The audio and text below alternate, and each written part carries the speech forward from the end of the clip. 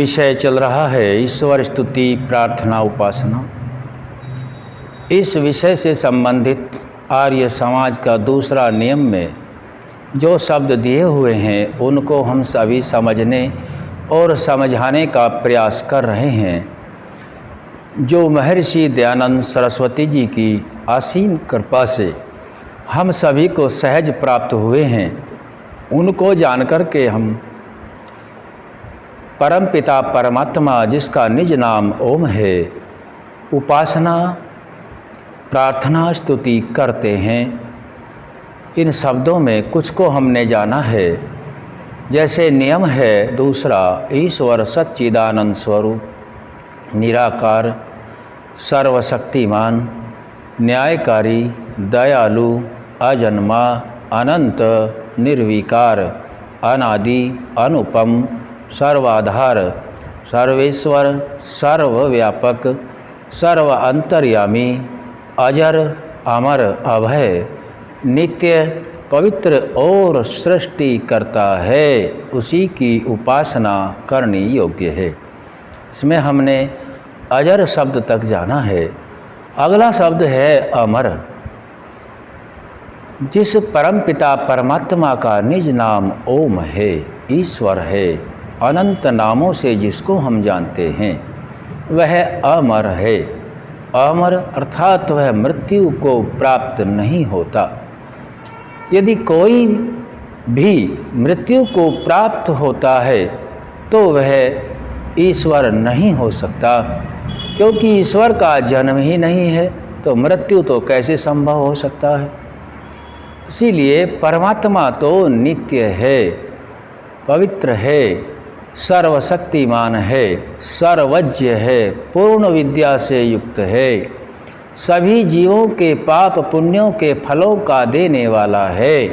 अब यहाँ यदि हम यह विचार करके देखें कि परमात्मा अमर है, यह निश्चित है कि परमात्मा मृत्यु को प्राप्त नहीं होता है।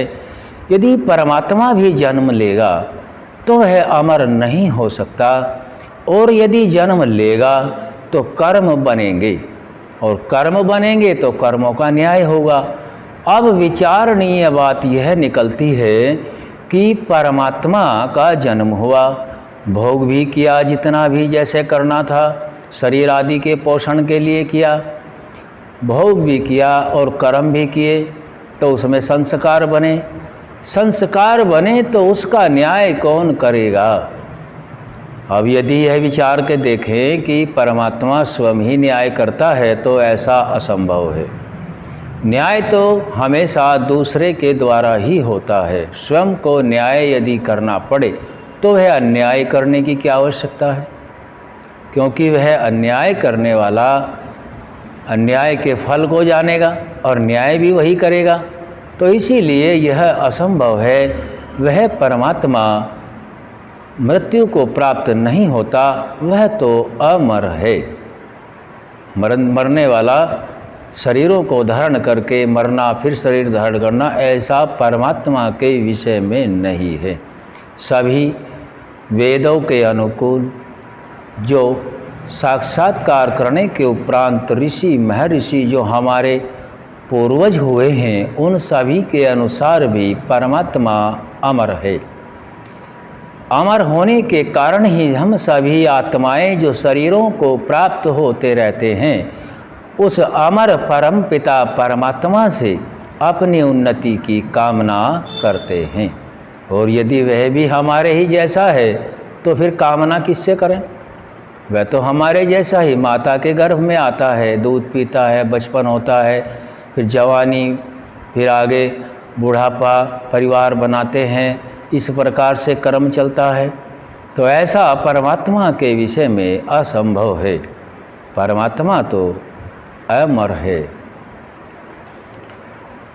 आज हमने इन शब्दों के विषय में जाना है,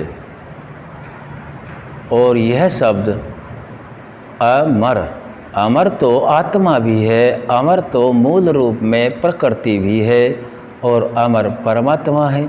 अब इन तीनों का यदि हम अलग अलग देखें तो प्रकृति तो जड़ है जो स्वयं न बन सकती और न बिगड़ सकती। आत्माएं के अंदर इतना सामर्थ्य नहीं है कि वह स्वयं शरीर धारण कर सके, इतना सामर्थ्य नहीं है। शरीरों को धारण करके ही आत्मा अपनी उन्नति को प्राप्त होता है। स्वयं आत्मा अपने ही सामर्थ्य से उन्नति या अवनति को प्राप्त नहीं हो सकता। आत्मा के लिए तो शरीर आवश्यक है। अब तीसरा है परमपिता परमात्मा। परमात्मा को शरीर धारण करने की कोई आवश्यकता नहीं है और न ही वह शरीर धारण करता है, क्योंकि मनुष्य आवश्यक नहीं है कि सभी मनुष्य ज्ञानवान हों। और यदि परमात्मा शरीर धारण दो कुछ समय के लिए विचार लें, कर भी ले, तो कोई भी व्यक्ति पकड़ेगा, कहेगा कि आप तो व्यर्थ घूमते हो, मेरे यहाँ झाड़ू लगा दीजिए, चौका बर्तन कीजिए, तब घूम लेना, आप तो ऐसे ही घूमते फिरते हो। तो ऐसा मनुष्य कर सकता है। और मनुष्य ऐसा सोचता भी है कि परमात्मा मुझे ये दे दो, परमात्मा मुझे वो दे दो। और वही मनुष्य ज्ञानपूर्वक विचार करके देखे कि परमात्मा तो न्यायकारी है, उससे कहें या न कहें वह तो अवश्य ही देगा। हमें केवल जितनी भी आत्माएं हैं कर्म करने में स्वतंत्र है, यह बुद्धिपूर्वक विचार करके अपने विवेक से मन, वाणी और शरीर से उत्तम कर्मों को करते जाना है, करते जाना है, करते जाना है, अपने पथ पर बढ़ते जाना है। वह तो स्वयं परम पिता परमात्मा सर्वव्यापक रूप से जो हमारे बाहर और अंदर विद्यमान है, वह तो स्वयं ही देंगे। मांगने की भी कोई आवश्यकता नहीं है। परमात्मा यदि हमारे बारे में नहीं जानते हैं और परमात्मा को बताना पड़ता है कि मुझे ये चाहिए वो चाहिए, तो वह परमात्मा हो ही नहीं सकता, क्योंकि परमात्मा तो सर्वांतर्यामी है और अंतर्यामी रूप से सभी कुछ जानते हैं, सभी जीवों के पाप पुण्य के फलों को देते हैं, सर्वत्र लोकमात्र नाम स्थान और जन्मों को जानने वाले हैं। मनुष्य तो अपने किए 10-20 घंटे बाद ही कर्म को भूल जाता है, लेकिन परमात्मा के यहाँ ऐसा नहीं है। उसकी व्यवस्था बहुत ही सुदृढ़ और सर्वशक्तिशाली है। आज हमने परमात्मा की अमरता के विषय में जाना है। अगला शब्द फिर रखेंगे। ओम शम।